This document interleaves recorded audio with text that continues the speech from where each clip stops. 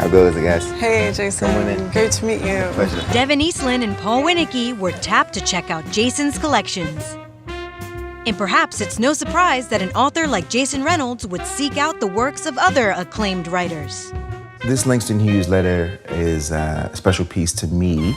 He did not write it to me, unfortunately. It's a letter that he wrote to one of his fans. Apparently, this lady is a bit upset because she's seen an adaptation of something from one of his works and felt like they had misrepresented the work, and she wanted to know what he thought about it.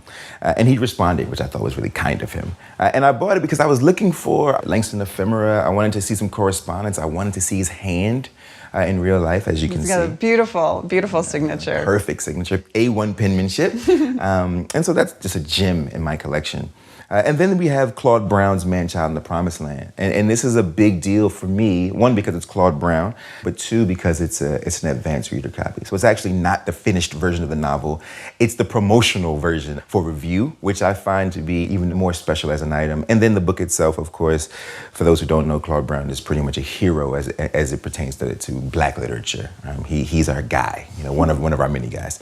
And then lastly, but certainly not least, we have the first edition signed copy of Toni Morrison's Beloved that I bought at a silent auction. Oh, fun. For a literary benefit, without knowing that soon we would lose the great Toni Morrison. Oh, so you bought it before she passed. Before she passed, Wow. yeah. And so I'm just grateful to have it now.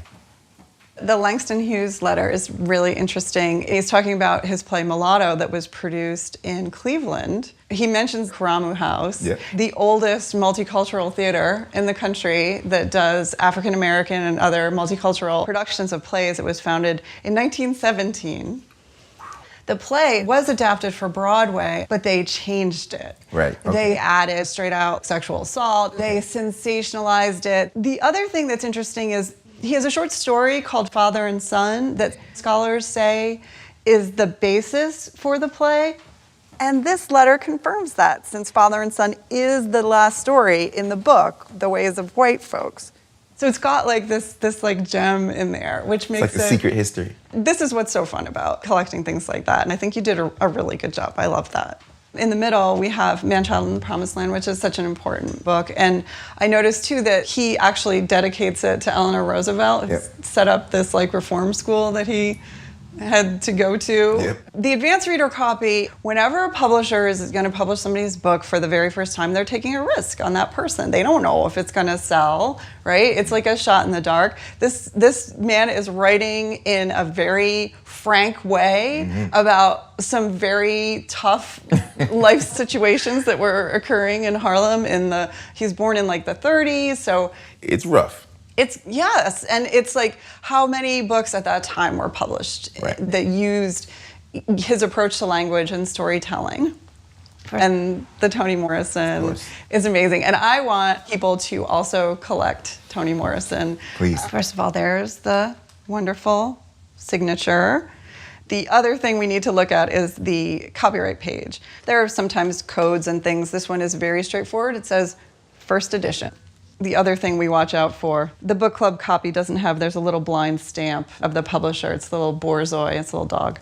So if you're out there and you're in a bookstore and you're trying to find your Toni Morrison Beloved first edition, look for those points. How much did you pay at the charity auction for this book? So I tried to jump high because I wanted to win. And I didn't win any competition. So I paid $1,000 for it. Okay, I think that's not unreasonable on a retail level. There are people trying to charge $1,200 for this book now. Obviously, if it was the one that Toni Morrison gave to Oprah or something, that's going to go for a lot more. But right now, it's anywhere between about $300 auction to about $1,200 retail. It's a little bit similar with Claude Brown. You can't get it for any less than $250. And there are people asking $1,000. How much did you pay for the Claude Brown? I paid $200 flat. Yeah, that's perfect. And it's a nice copy, too, and condition is very important with books.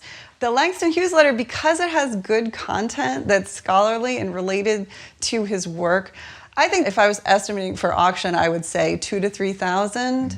Do you remember what you paid for the Langston Hughes letter? I'm pretty sure I paid around $800 for it. Good, that's good. That's so cool. Share it with other people. No, I'm telling everyone. I'm telling everybody.